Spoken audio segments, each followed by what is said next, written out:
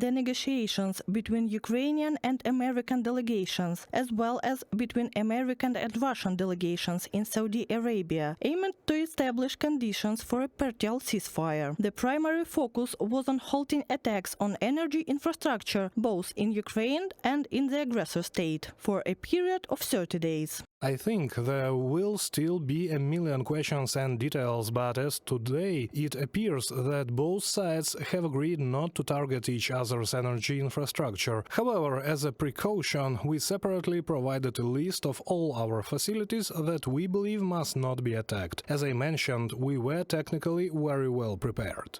Ukraine handed over and agreed with the US side a typology of facilities for all energy infrastructure as part of the agreement to stop mutual attacks. This applies to the electric power, oil and gas sectors, nuclear and coal industries and power engineering, the production of energy equipment, from the statement of the press service of the Ministry of Energy of Ukraine in response to a request from the European Pravda publication. Meanwhile, the list published by the Russian side does not include Ukrainian oil and gas extraction facilities. The Kremlin claims that this list was coordinated with Washington. However, the US has neither confirmed nor denied this information. What sites are included? We need to be more specific. It covers everything related to electricity production, hydroelectric and thermal power plants, distribution substations, gas distribution networks, gas storage facilities, oil refining and oil pipelines located in Ukraine, as well as similar facilities in Russia. Additionally, this applies to nuclear power plants and substations that distribute electricity from nuclear units. Ukrainian President Volodymyr Zelenskyy stated that the implementation of agreements reached in Saudi Arabia could begin once an official statement is released by Washington. At the same time, the Kremlin claims that a ceasefire on Ukrainian energy facilities supposed to took effect on March 18, when Putin allegedly ordered a halt on attacks. However, Russia continued to shell Ukraine's energy infrastructure after that date.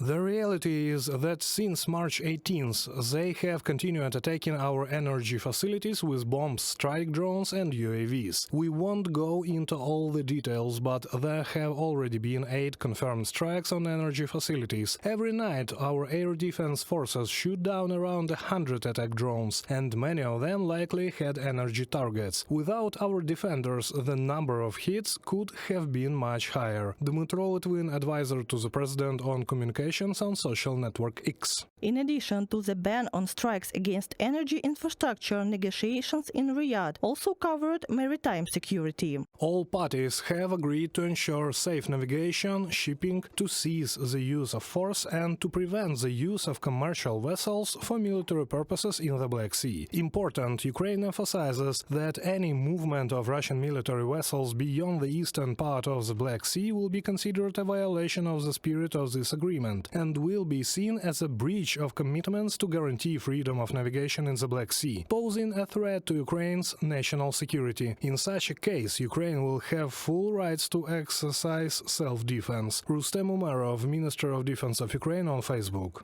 For over a year and a half, Ukraine's defense forces have been independently ensuring security in the Black Sea. For Kyiv, the most crucial aspect of the agreement is the prohibition of Russian attacks on Ukrainian ports. Today, the Russian Black Sea Fleet is clearly not dominating the waters, having retreated to the Novorossiysk area. It no longer enjoys the same dominance it had at the beginning of 2022. Ukraine's naval and underwater drones effectively secure our part of the Black Sea, which is crucial for both trade and sovereignty. The core of the Maritime ceasefire is above all preventing the destruction of port infrastructure. Russia has rejected an unconditional ceasefire at sea and has instead put forward demands, including the lifting of certain sanctions. According to the Office of the President of Ukraine, Moscow is stalling and has no intention of agreeing to a stable ceasefire. Under the American plan, the first step toward a ceasefire is halting attacks on energy infrastructure, followed by a ceasefire at sea, and then an aerial ceasefire, including a ban on strikes against civilian infrastructure. Only if If all these conditions are met, can discussions on a broader frontline ceasefire begin, potentially leading to political negotiations in the future? Reported by Katerina Bastun, Valeria Nikipelova, UATV News. Despite Putin's claims of allegedly being ready to cease strikes on Ukraine's energy infrastructure, the aggressor country continues to attack Ukrainian cities, said the president of Ukraine, Volodymyr Zelenskyy, in a speech at the European Council meeting. Last night, the Russian army launched a massive drone attack on our country, 171 strike drones in total, mostly Shahids. Their target was our infrastructure and in the city of Kropivnitsky in central Ukraine. Residential buildings, also an Orthodox church and a school were damaged. Among them, wounded are 4 children. So yesterday evening, another Russian strike hit our energy infrastructure. We in Ukraine face this every day and night, you know it. Ukraine and the United States are working to reach an agreement on a ceasefire on land, sea and air, said the president of Ukraine. However, Putin must stop making demands that only prolong the war and start fulfilling what he promised. For this reason, according to Volodymyr Zelenskyy, it is crucial not to weaken sanctions on the aggressor country and to continue providing military support to Kyiv. The EU highly appreciates the efforts the United States is making to bring Moscow to the negotiation table, but there are still no grounds to trust the promises of the Russian dictators, says the president of the European Council, Antonio Costa. Russia did not fulfill what was agreed in Budapest, nor what was agreed in Minsk I or Minsk II.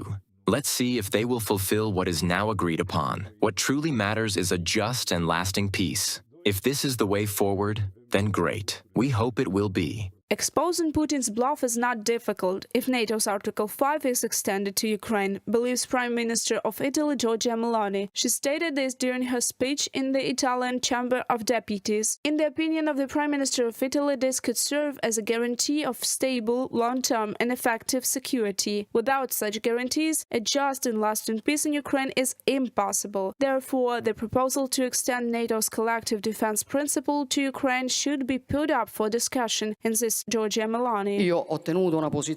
I take a firm stance on both the proposals from other countries, which in my opinion are frankly ineffective, and on the proposals put forward by Italy, specifically to extend NATO's Article 5 to Ukraine. This seems to me the simplest and most effective proposal of all, also because it would help expose Putin's possible bluff. If Russia does not plan to invade its neighbors again, it is unclear why it should not accept security guarantees. Moscow does not seek real peace, believes the president of Lithuania, Gitanas Nausėda. Russia is deliberately making unjustified demands on Ukraine. The deal depends on both sides. If one side is positive, other side is not ready, it will be complicated. But then, at least, the U.S. administration will see who is a bad guy, who is making the deal impossible. And this is surely not Ukraine. The Prime Minister of Sweden stated that he is cautiously optimistic about negotiations for ending Russia's war against Ukraine. The situation now is that the United States wants negotiations, Ukraine wants negotiations, but no one knows what the Russian Federation wants, said Ulf Kristersson. According to him, the ball is now in Moscow's court, and it must say yes without any ifs or buts. Reported by Alexandra Zaslavets, Kristina Dombrovska, UATV News.